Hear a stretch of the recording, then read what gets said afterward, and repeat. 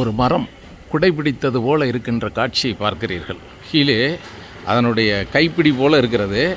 அப்படியே மேலே போயிட்டோன்னா ஒரு குடம் மாடி பறந்து இருக்கு பாருங்கள்.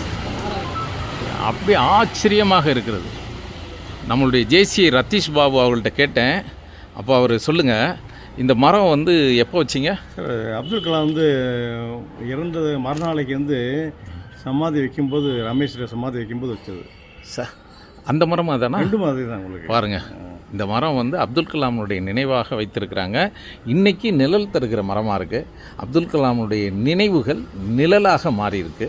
அது நிஜமான நினைவுகளாக நிழலாக மாறியிருக்கு. நிழல்னு சொல்லுவாங்க, அது நிஜமான நிழல். இது வந்து ஒரு நினைவுகள் கடந்து போயிடுச்சு அது அப்படின்றது இல்லை. இது வந்து நிழலாக இல்லை, நிஜமாக இருக்கிறது.